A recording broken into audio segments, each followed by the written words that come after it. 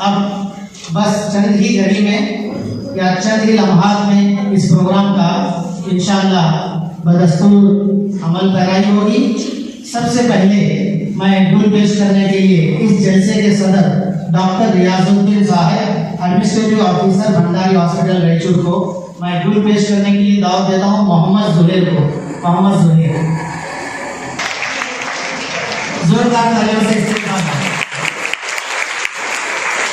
इसी के साथ मोहम्मद फरीद खान मिसबाही बहुत खास मेहमान हैं, इस प्रोग्राम के कई साल से रौनक का हिस्सा हैं और माशाअल्लाह कई सारे बच्चों की मदद भी करते हैं। हमारा इशारा जनाब मोहम्मद असलम पाशा साहब, एक्स ZP मेंबर रायचूर, इनको गुल पेश करने के लिए मोहम्मद जुहैर।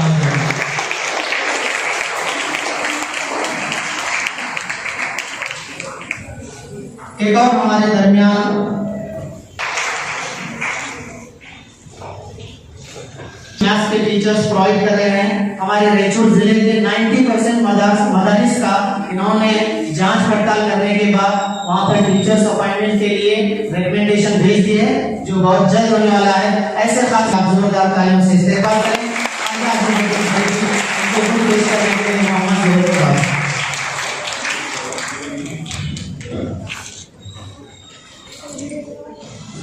लेकिन आप सॉफ्टवेयर इंजीनियर हैं, क्लाउड इंफ्रास्ट्रक्चर इंजीनियर, विजनर बेंगलुरु, आपके सामने एक मिसाल मौजूद है। आपको मैं गुल पेश करने के लिए मोहम्मद जुहैर को दावत देता हूं कि गुल पेश करें।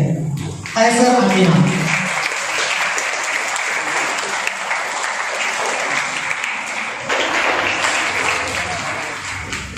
इसी तरह के साथ चाहे कैसे भी हालात आए, ये प्रोग्राम रुकने का नाम नहीं ले रहा। इस प्रोग्राम के जरिए कई बच्चियों की मदद हो गई है अल्हम्दुलिल्लाह। तो मैं मजहर हुसैन को गुल पेश करने के लिए दावत देता हूँ मोहम्मद जुहैर को। जोरदार तालियों से।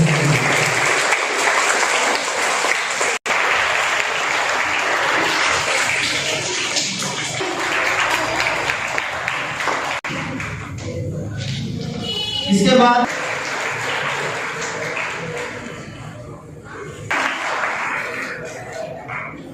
तो उर्दू मीडियम स्कूल में जो तालीम हासिल कर रहे हैं, तो सभी SSLC बच्चों को जो आज यहाँ पर अवार्ड फंक्शन रखा गया है, इस फंक्शन के सदर डॉक्टर रियाजुद्दीन साहब, उसके साथ साथ उभरते हुए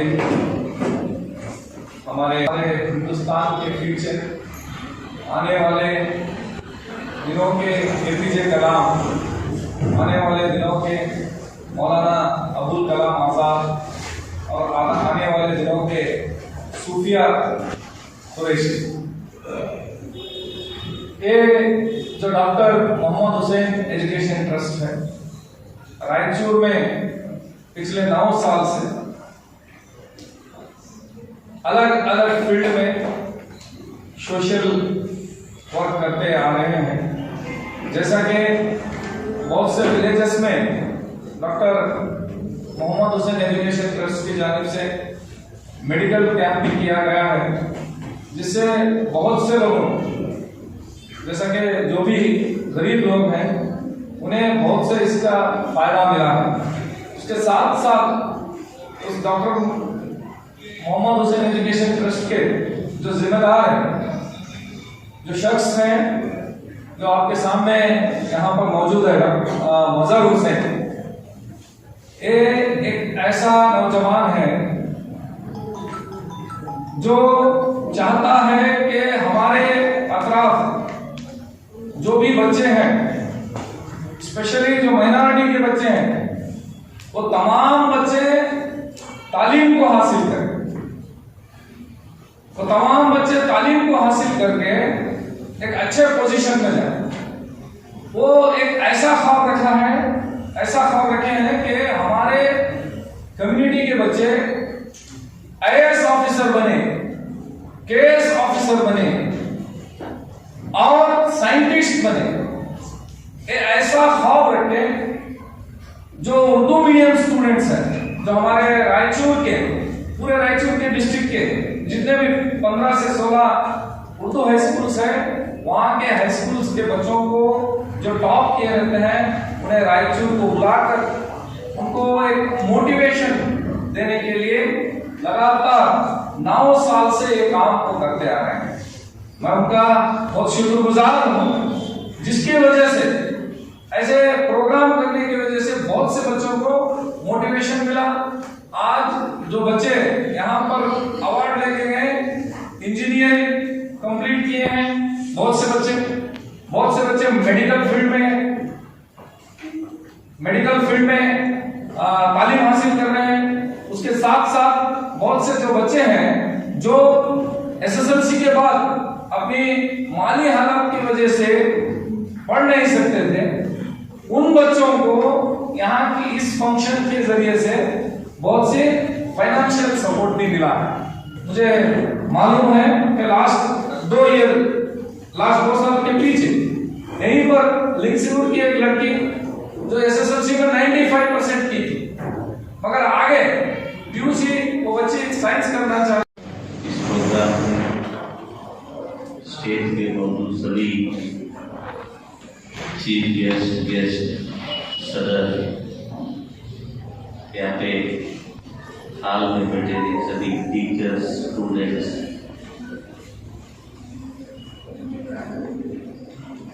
एक बहुत अच्छा प्रोग्राम हमारे मजहर हुसैन साहब पिछले 2 सालों से करते आ रहे हैं कि उर्दू स्कूल के बच्चों को आइडेंटिफाई किया जाए और उनको तहरीर पेश किया जाए।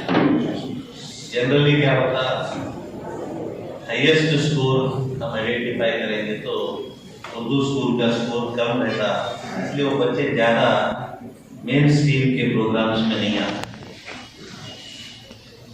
और हमारे अंदर भी एक प्रॉब्लम है कि हम उर्दू को कम समझते हैं, कम दर्जा समझते हैं। कर्नाटक में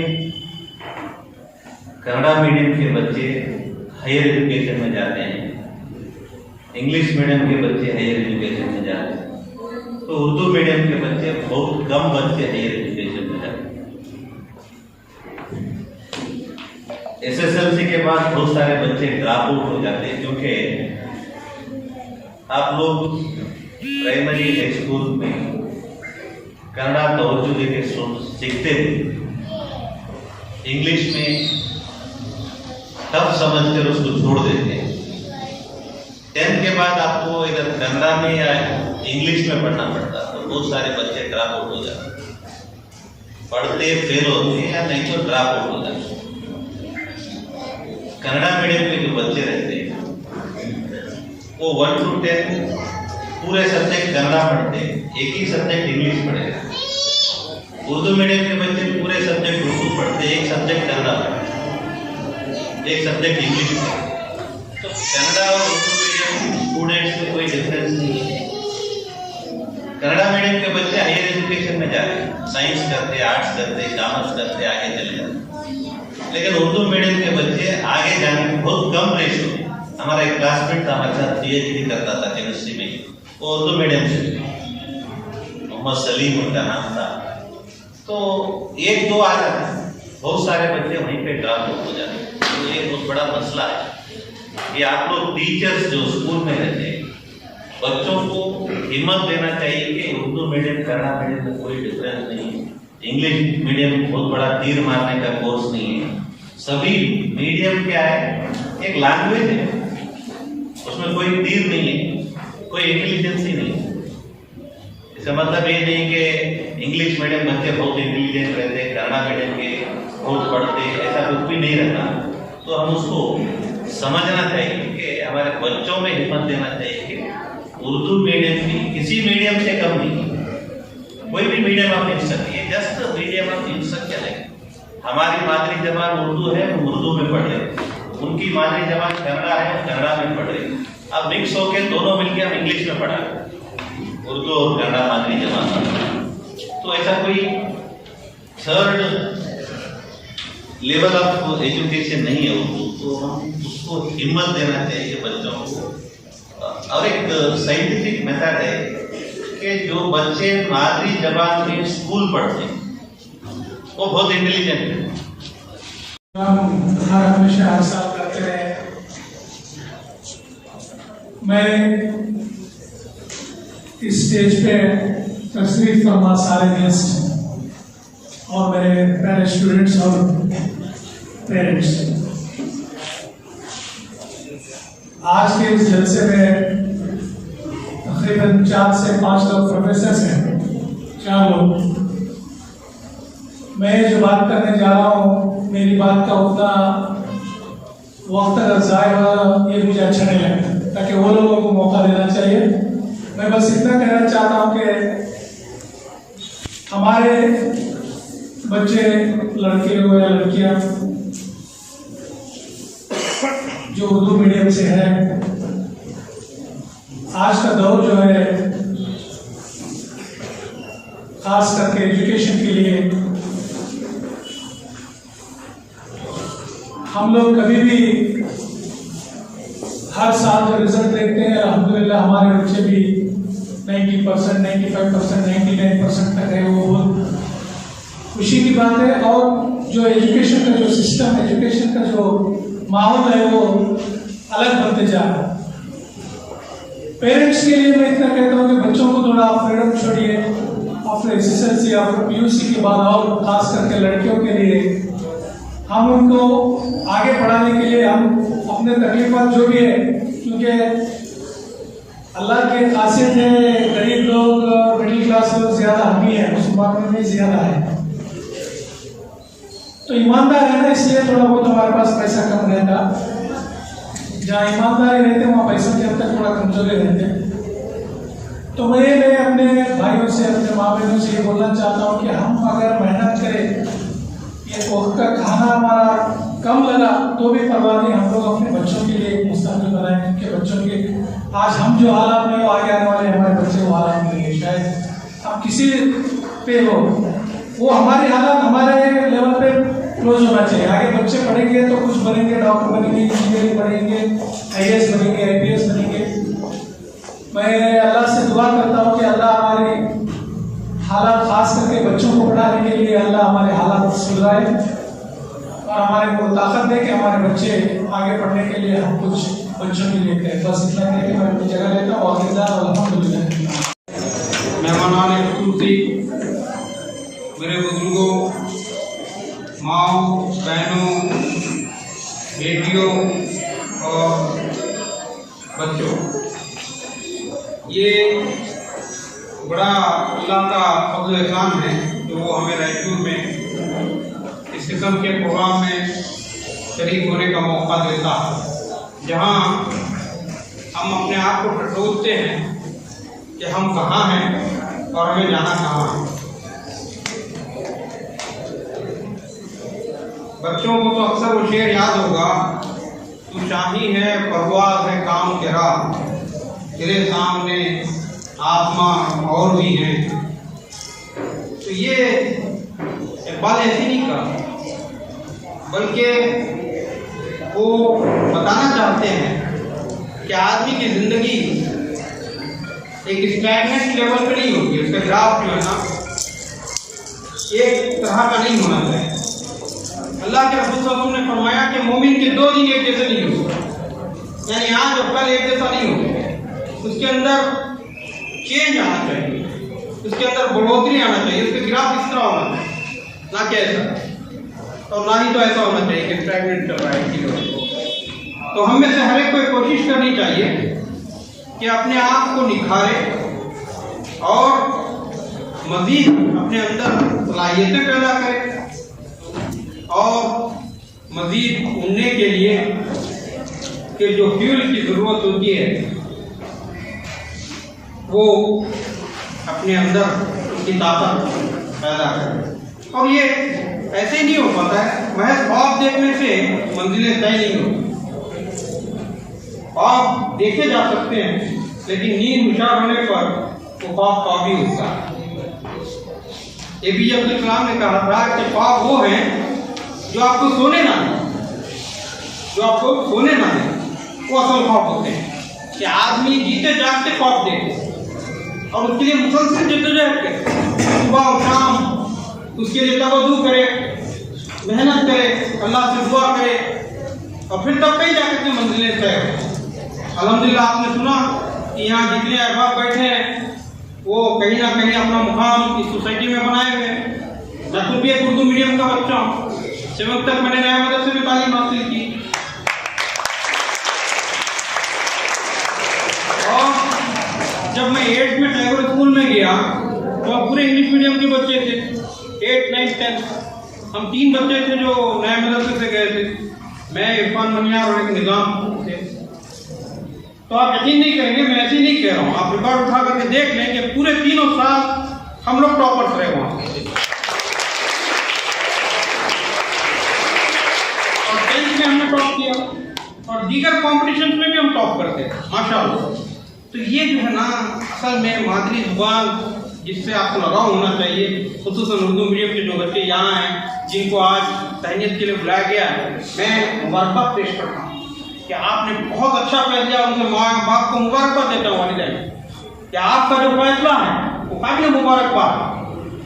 तो बच्चों को अपने मीडियम में तालीम हासिल करनी चाहिए और इसी में तरक्की है, इसी में जो है हम सब आज हमारे जब जितना इस्लाम का लिटरेचर उर्दू में मिलता है किसी और ज़बान में नहीं, तो हमारे बच्चे अगर उर्दू में परफेक्शन हासिल कर लेंगे तो इंशाअल्लाह दुनिया भी कामयाब होगी, साथ साथ दीन में भी कामयाबी हासिल करेगी। मैं उर्दू के लिए एक शेर से मैं अपनी तकरीर का आगाज़ करती हूँ। बात करने का हंसी तौर तरीक़ा सीखा, बात करने का हंसी तौर तरीक़ा सीखा, हमने उर्दू के बहाने से सलीक़ा सीखा।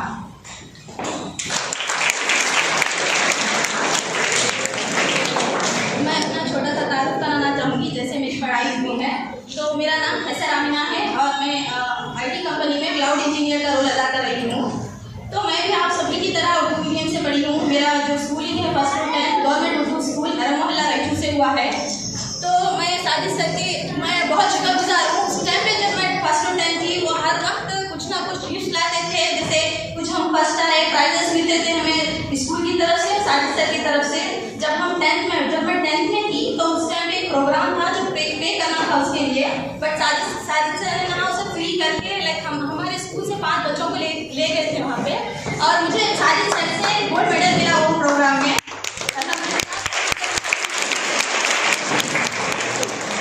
तो जैसे मेरा 1st से 10th हर क्लास में मैं अव्वल आती थी, तो मेरी ख्वाहिश थी कि मैं मैथमेटिक्स टीचर बनूँ क्योंकि मुझे मैथ्स पढ़ना बहुत अच्छा लगता था और मेरे रोल मॉडल भी मेरे मैथ्स टीचर थे।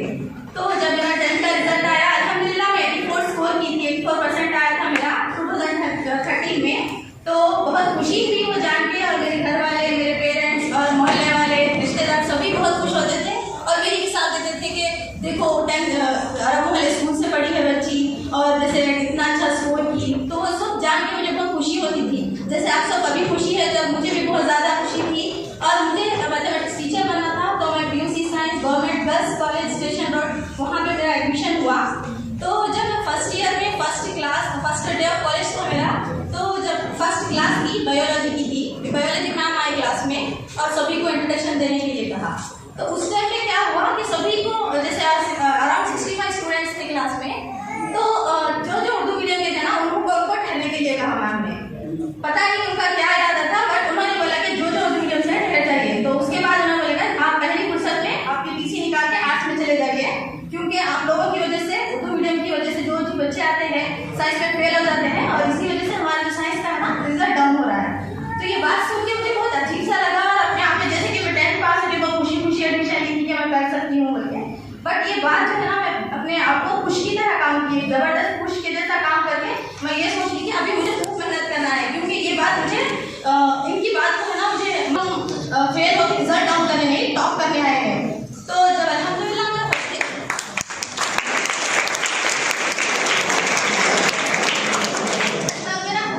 रिजल्ट आया तो हमारे रिजल्ट देखने के लिए गए थे।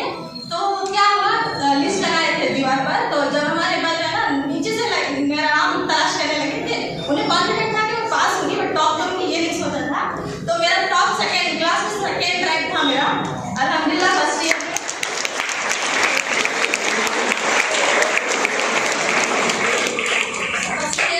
अल्हम्दुलिल्लाह मेरे टॉप सेकेंड रैंक में मेरा नाम रहा है और मेरी मिसाल देते थे कि कॉलेज में मुंडा सर थे, वो मेरी रिकॉर्ड बता के प्रिंसिपल को भी बताया थे कि देखिए ये बच्ची उर्दू मीडियम से है, कितना अच्छा लिखती है, definitely she will become the topper. वो मैं प्रिंसिपल के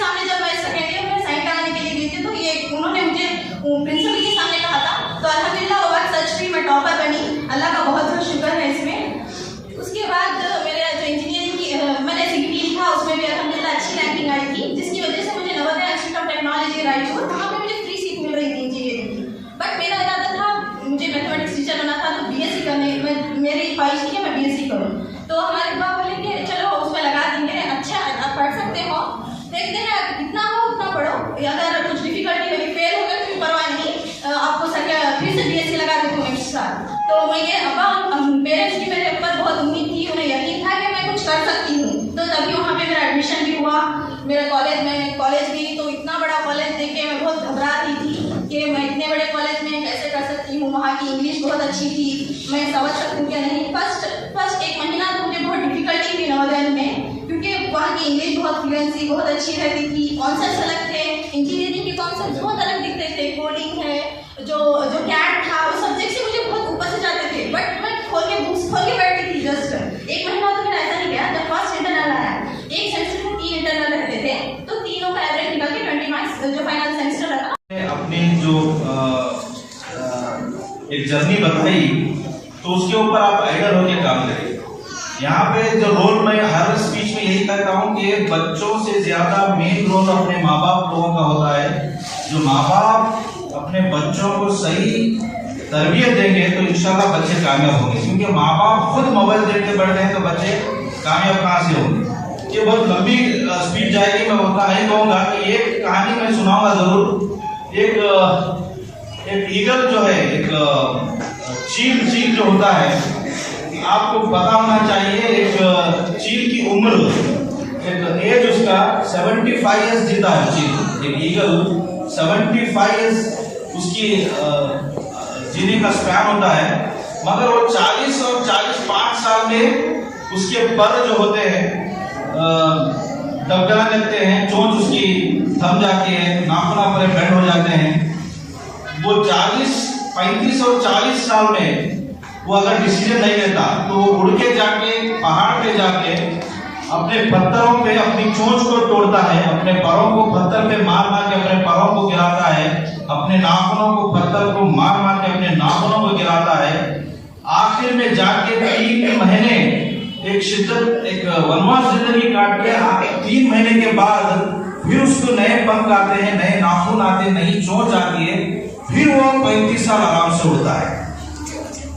तो वो 35 और 40 साल में अगर वो डिसीजन नहीं लेता कि मैं ये चोंच नहीं तोड़ूंगा तो वहीं मर जाएगा 35 और 40 साल में। तो एक परिंदे को, एक ईगल को मालूम है अभी उसे 40 साल जीना है तो मुझे क्या करना है। हम खाली झुंडे तो होते हैं, खुद के नाखून को गिराना, खुद के चोंच को तोड़ना, खुद के पैरों को तोड़ना एक परिंदा जानता है। तो हमारी जितने भी लड़कियां, जितने भी लड़के बैठे हैं, जरा मोबाइल छोड़वा बोले तो गुस्से से फेंक देते।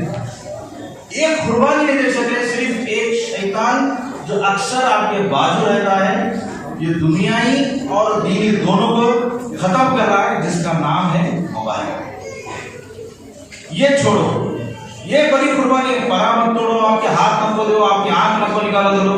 हमारी पेरेंट्स से और एक टीचर से हम ये माइक के थ्रू एक ही रिक्वेस्ट करना चाहते हैं आपसे कि आप 5 साल या 6 साल तक मोबाइल को छोड़िए।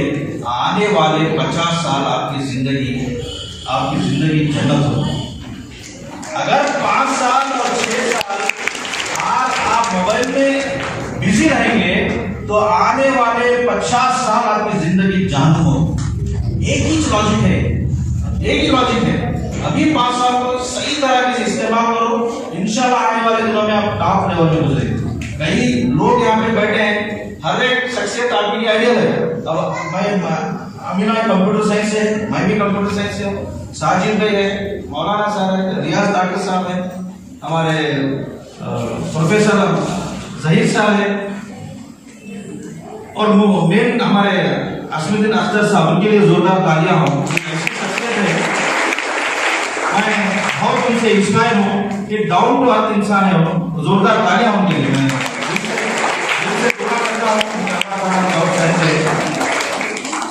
कि खाली आपको छुट्टियां बैठाएंगे तो सामने आपको क्या अच्छे शर्ट डाले वो देखने के वास्ते नहीं, वो लोग, उन लोगों के पीछे जो दर्द भरी कहानी है, जो तकलीफें उठा के, जो अमीना ने कहा जितने तकलीफें उठा के जिंदगी में लड़कर आज कुछ मुकाम बनाकर आज यहाँ स्टेज पे बैठे हैं, तो उनकी सिर्फ उनकी एक ही जिद थी कि हमारी जिंदगी को सिर्फ बदल सकता है तो एजुकेशन, और एजुकेशन के सिवा कोई बदल नहीं सकता, और एजुकेशन ही सब कुछ है।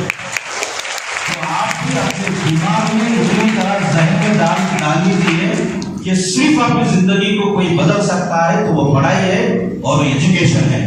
मैं यहाँ गुजारिश करता हूँ कि जितने भी पेरेंट्स बैठे हैं अपने बच्चों को ऐसा पढ़ाओ, अपने खानदान के वास्ते पढ़ाओ, अपने घर के वास्ते पढ़ाओ, अपने मोहल्ले के वास्ते पढ़ाओ, अपने गांव के वास्ते पढ़ाओ। आने वाले दिनों में सारी दुनिया उसके बारे में पढ़े, ऐसा पढ़ाओ। सबसे बड़ी ताकत होती है, first teacher of the school कौन है? मदर। माँ अगर जिद कर रही, मैं हर स्पीच में कर रहा हूँ, माँ अगर जिद कर रही तो बच्चा पूरी दुनिया घूम सकता है, और बच्चा अगर जिद कर रहा तो अपने माँ बाप को पूरी दुनिया घुमा सकता है।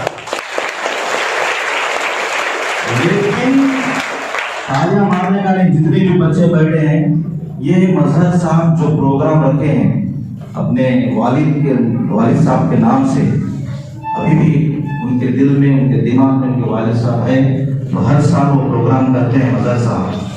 यहाँ हमें बुला के बात कराने का एक ही मकसद है कि इतनी बच्चों में, स्टूडेंट्स में कोई एक बच्चा कामयाब हो जाए, दुनिया में नाम कर जाए, आने वाले दिनों में अमीना जैसे हमारे साथ स्टेज पे बैठे तो उनका प्रोग्राम कामयाब होगा और उनके अब्बा की रूह खुश हो जाएगी। मौलाना आपको आना है, मैं बुला जरूर आऊंगा बोले, और फिर यहाँ आने के बाद लगा कि वो 2 महीने से इतनी मोहब्बत से क्यों बोल रहे थे। और यहाँ हम जो मुख्तलिफ तरह के प्रोग्रामों में जाते हैं,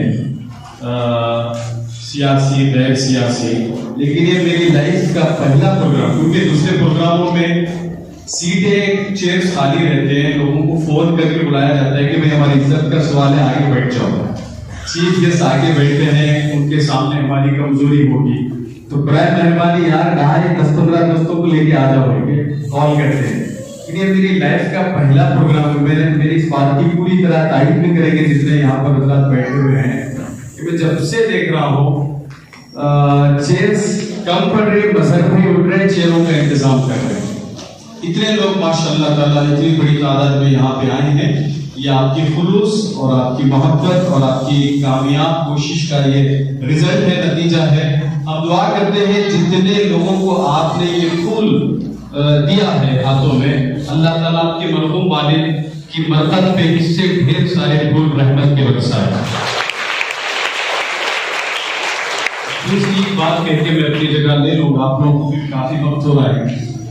देखिए, आप लोग जानते हैं देश भर में मुसलमानों के ये जो हालात है वो आपको मालूम है, किसी भी तरीके के हो, मुआशी तौर पे हो, पॉलिटिकली हो, सामाजिक किसी भी हिसाब से हो, जो हमारे हालात हैं वो सबसे ज्यादा पसमानदा, सबसे ज्यादा कमजोर, सबसे ज्यादा लाचार, मजबूर जिनको शुमार किया जाता है उसमें अव्वल दर्जे पर हम आते हैं। तो उसकी कई वजूहात है। सबसे बड़ी बात, माजी में जो हमारे बड़ों ने हमारे साथ जो नाइंसाफियां की है, और आज ये तालीम का दौर इसलिए है, हमारे माशरे में कुछ ऐसे लोग अल्हम्दुलिल्लाह बाशूर हैं आज के दौर में, आज के जमाने में, जो हमें उन अंधेरों से हटाकर और रोशनी दिखाने का ये लोग काम कर रहे हैं। इसमें यहाँ पर बहुत सारे लोग बैठे हुए हैं। मैं भी एक उर्दू मीडियम स्कूल से आता हूँ जहाँ पे हमारे बहन ने अभी बताया, मेरी भी तालीम वहाँ 7 क्लास तक हुई। फिर उसके बाद आगे की तालीम के लिए यूपी, लखनऊ, दिल्ली जाना पड़ा। वहां जाके उर्दू की अहमियत हमको समझ में आई। उर्दू पढ़ने वाला जितने यहाँ पर बच्चे, स्पेशली आप लोगों के उतनी देर से बर्ताव से दिख रहा है कि आप लोग उर्दू मीडियम के बच्चे हैं। तो यहाँ खासतौर पे हमारी बच्चियां भी बैठी हुई हैं। आज के दौर में बच्चों से ज्यादा बच्चियों में तालीम का शौक हम लोग मुआशरे में देख रहे हैं, और खास तौर पे बच्चा हमारे मुआशरे का बच्चा हो या बच्ची हो, उर्दू तालीम हासिल करते हैं, उर्दू मीडियम पढ़ते हैं, तो आप लोग कभी भी किसी भी चीज से मायूसी का शिकार ना हो। देखिए, हमारा ईमान है, मुसलमान मर्द हो या औरत जो भी हो, उस वक्त तक तरक्की नहीं करता जब तक अल्लाह ताला की तरफ से हुक्म नहीं होता, जब तक कि मुक़द्दर में नहीं होता। हम लोग देखते हैं, मिसाल के तौर पे वक्त ज्यादा है, एक बात कह के मैं अपनी जगह ले लेता हूँ, थोड़ा सा टॉपिक से हट के है। कुछ दिन पहले हम लोगों ने देखा, कोई ऐसा शख्स नहीं है, कोई ये दुनिया में कोई ऐसा खित्ता नहीं है जिसको नहीं जानता हो, उस कंट्री का नाम वो है फलस्तीन। फलस्तीन के बच्चे, बूढ़े, माँ, हर एक के मामलात क्या हुए हैं सारी दुनिया के सामने है। फलस्तीन को लेकर आज दुनिया दो हिस्सों में बटी हुई है, एक उसकी हिमायत में है, एक इसकी मुखालिफत में है। आप थोड़ी देर के लिए सोचिए, तकरीबन 56-57 कंट्रीज है मुसलमानों के, और एक वो फलस्तीन है जिसको पूरी दुनिया कहती है कि वो मजलूम है। हमारे देश की ये स्ट्रैटेजी रही है 2014 से पहले, 2014 के बाद से बदल चुकी वो और बातें संघ परिवार के नजरियात की वजह से कि फलस्तीन फलस्तीनियों का है।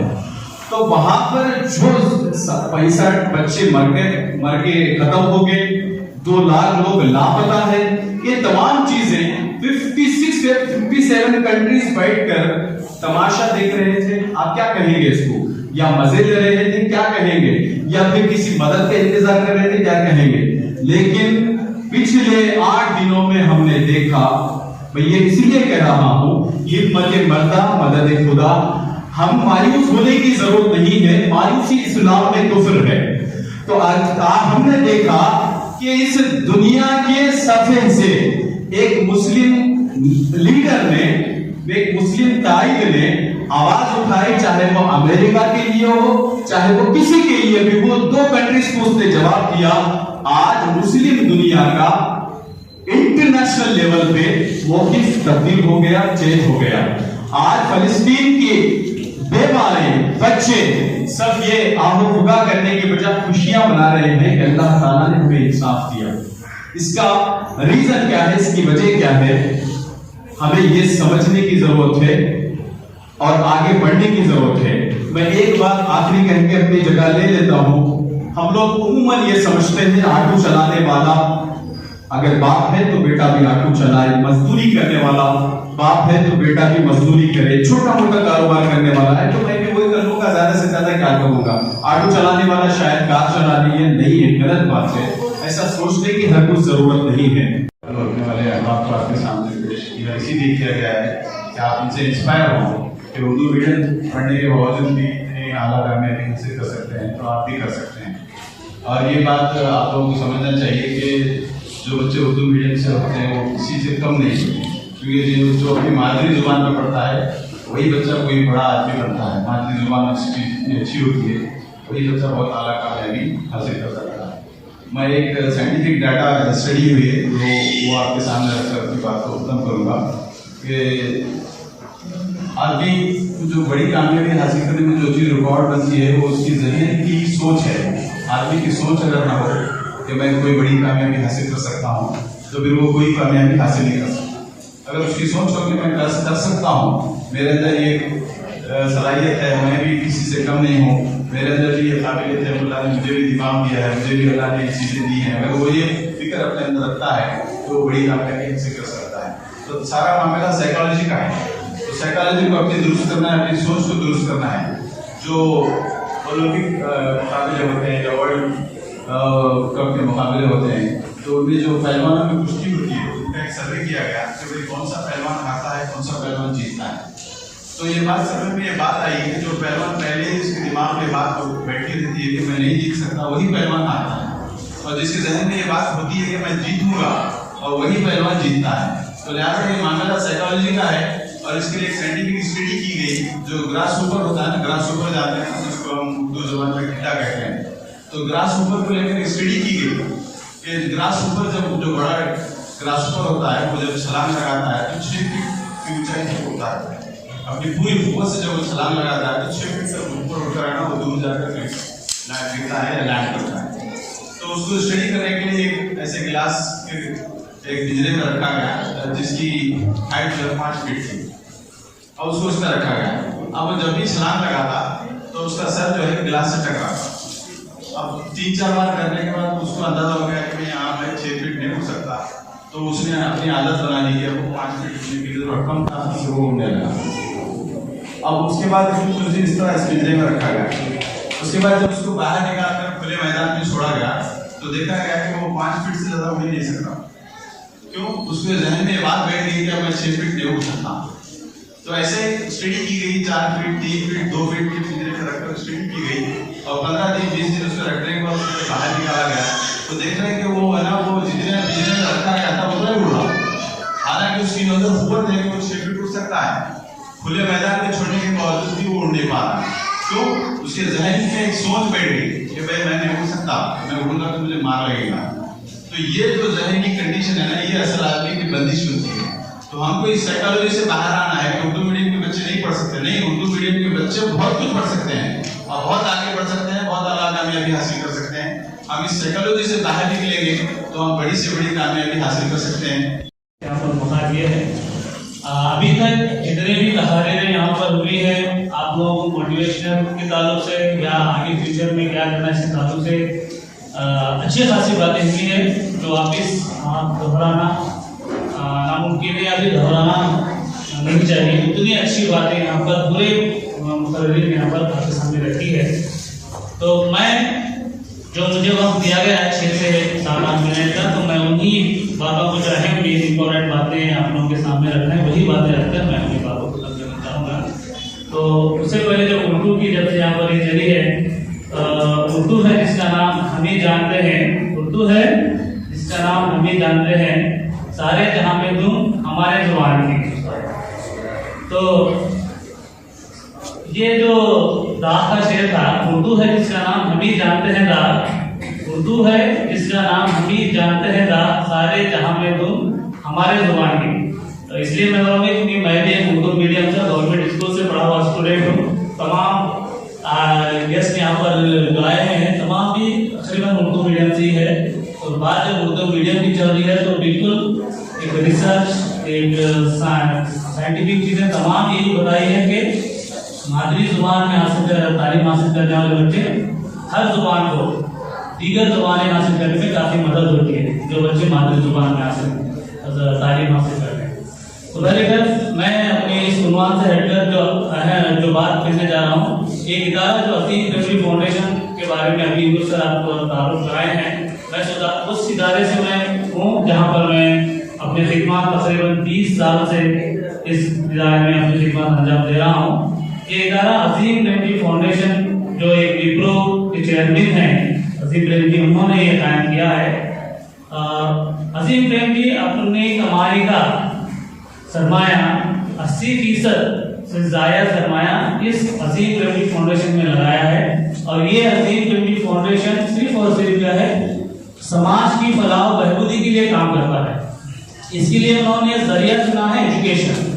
उनका मकसद ये है कि just equitable movement and sustainable society। क्या है? Towards just equitable movement and sustainable society, यानी कि समाज के अंदर क्या है, एक मसावाना चीज हो और तमाम जो है ना उसमें उसको तमाम सहूलियात हासिल रहे। ये उनका एक विजन है। क्या है? एक विजन है कि पूरी सोसाइटी के अंदर, इंडिया के अंदर, ना सिर्फ ये रायचूर या कर्नाटक नहीं बल्कि पूरे इंडिया के अंदर वो चाहते हैं कि अपनी जरिए से, इस मुल्क के अंदर मैं अपने जरिए से क्या कर सकता हूँ, वो अपने जो मैं कमाया हूँ इस मुल्क से, तो मैं ये मुल्क को क्या है अपना दान दे सकता हूँ इन्हीं के जरिए से। तो उनका मकसद ये है कि एजुकेशन अगर इस सेक्टर में अगर पैसा लगाऊंगा तो ये मेरा विजन पूरा हो सकता है।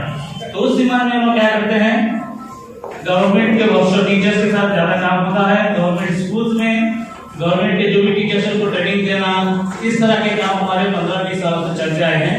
इसी के साथ साथ क्या है, हेल्थ के ऊपर भी उनका काम शुरू हुआ है।